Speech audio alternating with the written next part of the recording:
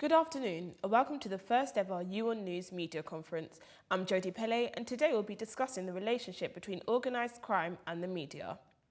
Many people will be surprised to learn that organised crime is the biggest threat and source of physical danger to journalists. A total of 141 journalists and media workers were killed during the decade of the 2000s in attacks and reprisals blamed on criminal groups, according to the Paris-based organisation Reporters Without Borders. Organised crime is when a group of criminals form an alliance to make a vast amount of money through criminal activity and corruption, such as sexual exploitation, money laundering, and drug trafficking. These criminal groups are often referred to as a gang, mafia, or cartel. They liaise and conduct illegal activities in order to acquire wealth as well as gaining social status. The most prominent and profitable crime for these organised crime gangs worldwide is drug trafficking. Organised crime is not a small chore and takes a lot of preparations from the criminals who initiate it. Many of these gangs, of course, do not want to get found out, which is why, as it could jeopardise the way that they fund their lifestyle, which is why they pose such a physical threat to journalists, especially journalists who actively try to unveil the criminals' misconducts, using public interest as a legitimate reason behind their investigating of the criminal groups. Doing this kind of reporting is life-threatening and could be detrimental to a journalist. Journalists are the public's eyes and ears, and through investigative journalism, a journalist would try and get a deep insight of the organised crime, which could mean identifying members of the gang, as well as finding out what their next profit-generating scheme will be. This kind of investigation could take years. Extreme measures are taken by these gangs to ensure that they will not be revealed or caught. If the criminals do find out who is trying to investigate them and write reports on them, they will often seek to find them.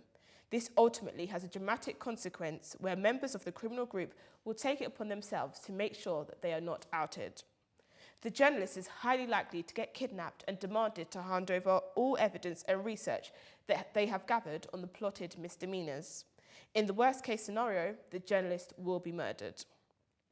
Journalist Roberto Saviano has been receiving death threats for over 8 years after writing a book called Gomorrah, Italy's Other Mafia, about the Naples-based mafia, which exposed the nature of crimes by a mafia called Gomorrah conducted and the impact that these crimes had on local citizens. He also named the bosses of the mafia, something which no one had ever dared to do, out of fear for their lives and their families' safety. In an article on The Guardian Online, Roberto talks about how this book has drastically changed his life and says that for the last 8 years, he's had to travel everywhere with 7 bodyguards and 2 bulletproof cars. He talks about not being able to do simple things, such as going for a stroll or even going for a beer, just because his name is associated with terms such as death and murder. Our first speaker today is James McAndrew, who will talk about the threat to journalists from organised crime. Thanks, Jodie. Organised crime is continuing to pose one of the greatest threats on global journalistic freedom, which has previously gone unnoticed. As consumers of media, we are often overexposed to the continual coverage of international wars and breaking stories that the threats posed to international press freedom and to journalists as individuals often go unreported. Of course, organised crime has evolved greatly from the well-renowned mafia format and now exists in many other forms, from militia groups in Iraq and Syria to government-led killings in Russia. This year's attacks on the Charlie Hebdo offices in Paris is a prime example of organised crime's threats on journalists, proving that you don't need to be in a war zone to be at risk. Although we may not associate ISIS with organised crime, the terrorist group making a considerable amount of money selling oil and weapons across the Middle East. The cell associated with ISIS who carried out the Charlie Hebdo attacks acted alone as a terrorist cell, but through the support of ISIS and organised crime. Using the data and research provided by the Committee to Protect Journalists, the South East Europe Media Organisation and Reporters Without Borders report into organised crime on the media provided sufficient data to base the following discussion in this report. Often, it is not who is being reported about, but the very subject itself. In a study conducted by the Committee to Protect Journalists, the results concluded that 35% of reporters killed between 1992 and 2015 were reporting on information related to crime and corruption. In many countries, crime and politics often exist side by side, which leads to a breakdown in freedom of a nation's press and the safety of journalists.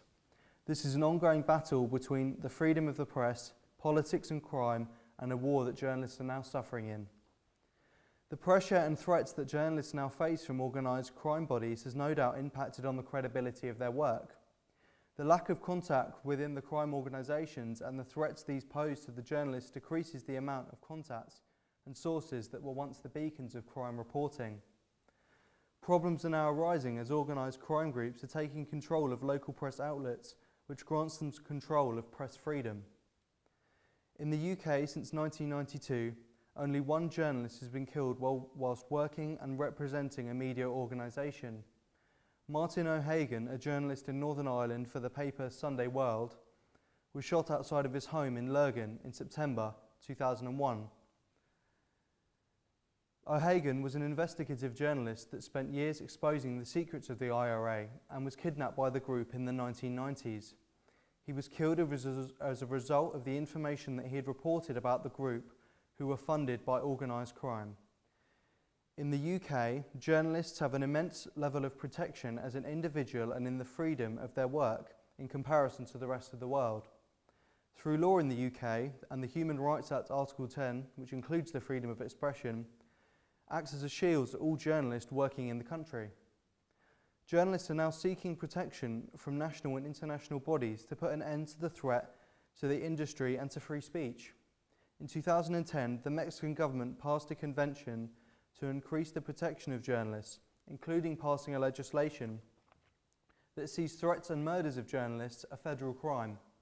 Legislation is a tool for journalists working on a local and national scale to enhance the protection on their lives. Arguably, the prominence of organised crime increases in countries that are controlled by radical governments, or in locations that are geographically challenging to police and maintain, such as the Amazon rainforest. Reporters Without Borders is the primary body and network aiding the work of journalists and independent news organisations that are operating in sensitive and unstable environments. The UN has praised the organisation for their work in the protection of journalists. They can offer financial aid for journalists in extreme circumstances and even fund their families. Reporters Without Borders have also set up an emergency international 24/7 SOS helpline for journalists who are in danger. This site is the leader in support networks for journalists operating in difficult situations, but more needs to be done to ensure the legal protection for free speech across the globe. There are several areas that could enhance the protection for journalists working closely to organised crime and corruption, and social media could be a journalist's biggest tool in doing so. By following trending topics surrounding breaking news, it's become increasingly more straightforward for eyewitnesses and sources to be accessed from the safety of your own home. Journalists are using social media as a support network to stay in touch with colleagues, families and friends. It is also crucial to provide the latest in breaking news from their locations. This is a key technology that could potentially save the lives of journalists working worldwide. Despite the issues in the verification process, social media networks should be utilised to capitalise on the growing strengths of citizen-based journalism, although journalists can use social media as a support network with other journalists. Placing Reporters Without Borders aside, there are a few international networks and bodies backed by international organisations and governments that assist the work of journalists. In many countries, journalists today must now value their lives as the costs of free speech and protection cannot be guaranteed from organised crime, as taking a step back from the front line may be the primary way in improving safety within the media. Thank you. Thank you, James. Denise Anderson, our next speaker, will talk about organised crime in the UK, in particular reference to fraud. Thank you, JD. Millions of people fall victims to different types of scams every year. The most common type in the UK is fraud. It isn't always easy for fraud to be detected, and for this reason, fraud is a crime that many criminals tend to get away with. An example where fraudulent behaviour has been alleged was with a British man named Navanda Desai, who has been accused of causing the May 2010 Wall Street market to crash. Navanda is charged with using computer programs to create fake trades on market links to Chicago Mercantile Exchange. He is believed to have made £27 million. He has been held significantly responsible for his actions and charged with 1 count of wire fraud, 10 counts of commodities fraud, 10 counts of commodities manipulation, and 1 count of spoofing, which is a practice of bidding or offering with intent to cancel the bid offer before execution. Organised crime is an international crime that affects many individuals around the world. It is essentially defined as groups who work together on a continuous basis to engage in criminal activities. These criminal activities are performed by various forms of organised crime groups. The biggest crime groups in the world originate from Japan, Russia, Italy, and Mexico. Organised crime is similar to legal businesses in some ways, as they are both in business to make profits. However, the people involved with organised crime are prepared to trade in illegal commodities and use violence in order to achieve their aims. Many people in the UK find themselves either affected by or involved in organised crime, and for this reason there are a number of safety precautions that assist individuals who find themselves in unresolvable situations. When looking at organised crime in the UK, it is big business organisations that play a big role. Many organisations within the UK work together to fight fraud and bring fraudsters to justice. The British Banking Association, also known as the BBA, is a leading association within the UK's banking and finance services sectors. This association in particular speaks for 233 banking members from 60 different countries. It deals with banking issues internationally as well as issues within the UK. Another similar UK-based organisation that assists people with organised crime is the CIFAS, which is also known as the UK's Fraud Prevention Service. This organisation in particular is the world's first not-for-profit fraud data sharing scheme. This means that this organisation does not earn profits from its owners. Instead, all the money made goes toward achieving the company's aims. Following specification by the Home Office, which comes under the Serious Crime Act 2007, public authorities are now able to join the CIFAS. They are also able to share information in order to help the organisation prevent fraud. The company has 270 members across various fields such as banking, finance, mail orders, insurance, and saving and investments. These organisations stand as an example of a few that comes together to provide a helpline for those involved or affected by fraudulent activities. They work as a solution to their problems. Thank you. Thank you, Denise. Our next speaker, Callum Malone, talks about organised crime internationally, looking at Mexico and Nigeria as 2 separate case studies. We also have an exclusive interview from Nigeria with crime reporter Joseph Ishu. Thanks, Jodie. The Mexican drug cartels are infamous around the world for their violent nature and the sheer size of their criminal enterprises that they run. There are varying statistics which demonstrate the incredible number of journalists who have been killed over the past few years, with the Mexico Human Rights Commission putting the number at 81 since the year 2000. Of this 81, 69 are believed to have been killed by the cartel, and in addition, 11 more have disappeared since 2003. For journalists working in the country, there are countless dangers, including threats from both sides of the law, corrupt officials, threat of kidnapping, and of course, as mentioned earlier, murder. Over the last 8 years, around 100,000 people have been killed and another 22,000 are missing as a consequence of the drug wars. According to the Committee to Protect Journalists, between 1992 and 2015, the motive for the killings of 32 journalists was as a direct result of publishing their work. 81% of these journalists covered crimes in some form. Another frightening statistic is that of the 32 confirmed murders, 90% of them went without any form of justice or charge. Often, as was the case with 2 journalists, Jose Antonio Garcia Apac and Mauricio Estrada Zamora, who disappeared in 2006 and 2008 respectively, the Mexican legal system can tie up cases for so long the victim's family never see any kind of justice. These cases were passed from department to department and eventually abandoned. The rise of the Mexican drug cartels began in the 1980s, and slowly more and more cartels emerged, each controlling a different territory in the country. At this moment, according to Reporters Without Borders, the most powerful cartels in Mexico are the La Familia cartel, the Gulf cartel, the Los Zetas cartel and the Pacific cartel. The Mexican government does at last seem to be trying to combat the problem. A large-scale offensive against the cartels, which began in December 2006 and which is still ongoing, involves more than 50,000 Mexican troops. In 2010, Mexico's federal government signed a new convention on the protection of journalists to make any aggression towards them a federal crime. However, the country's former federal attorney, General Samuel Gonzalez, has said without any structural reform of the relevant agencies, there's a danger that this will just increase the likelihood of cases getting bogged down in bureaucracy.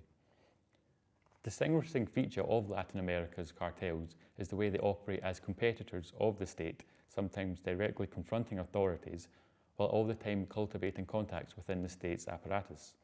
The majority of newspapers in the country are very careful when it comes to reporting on the activities of the cartels, even when these criminal groups are responsible for the deaths of fellow journalists. In January 2010, when journalist Martinez Ochoa was murdered, of the 17 papers in the region where he worked, only one covered the story. The rest did not mention it at all. Under threat and with limited resources, the media often end up restricting themselves to just quoting official sources, the Reporters Without Borders believes. The problems faced by journalists in Mexico are only made worse by the apparent collusion of the organised crime syndicates and the government. The report's findings are unfortunately damning for the authorities, both local and federal. The passivity or negligence of the excessive number of entities dedicated to defending press freedom in all branches of the government and the tendency to cancel out each other are not the only reasons why the Mexican media's ordeal continues. According to a Reporters Without Borders report, the authorities are also accomplices, if not responsible, for serious human rights violations, including journalists being killed. In 2014, 2 out of the 3 journalists who were killed in Mexico were investigating links between the government and the cartel. Many mainstream media outlets in Mexico do seem to be controlled by either the government or the cartels. For this reason, many journalists who want to expose corruption and crime have begun using the internet and social media to do so. One such social media journalist was Dr. Maria del Rosier Fuentes Rubio, a reporter who covered crime in Mexico. She helped run a citizen news website which had amassed a large online following with over 500,000 Facebook likes and more than 100,000 Twitter followers. Although she wrote under a false name, members of the cartel were able to find out her true identity and she was subsequently kidnapped and brutally killed. Furthermore, her killers used her social media account to announce her death and post pictures of her dead body. They also sent out a warning to other journalists. Shut down your account, do not risk your family's lives as I have done. I ask for your forgiveness. Now for a look at Nigeria, whose media faces different problems to those of their Mexican counterparts. Nigeria, the most populous country in Africa, is listed by the FBI as one of the countries evolving the new trend of organised crime across the world. Very many Nigerians are known to be involved in drugs and human trafficking, money laundering, terrorism, and document forgery. The rapid growth of organised crime in Nigeria has been greatly attributed to the already existing high level of corruption, massive poverty, infrastructural decay, religious fundamentalism, unpatriotic political leadership, and illiteracy. A report by Strategy Page, a leading resource on armed forces officers worldwide, has named Nigeria the centre for organised criminal activities in Africa as a result of its corruption rate, which aids the survival of criminal enterprises. Reporting crime in Nigeria with a focus on organised crime is often dangerous feat for journalists. Due to the risks involved, many journalists shy away from this field as their lives continue to be under threat by organised crime practitioners who have great influence in the police, judiciary, military and high political hierarchy. A classical case of the murder of one of Nigeria's finest and most courageous editors, Dele Giwa, occurred in Lagos in 1986. It was linked to the investigation of a drug cartel with very powerful political connections. Mr. Giwa was the editor and founder of one of Nigeria's most influential and authoritative news magazines, Newswatch.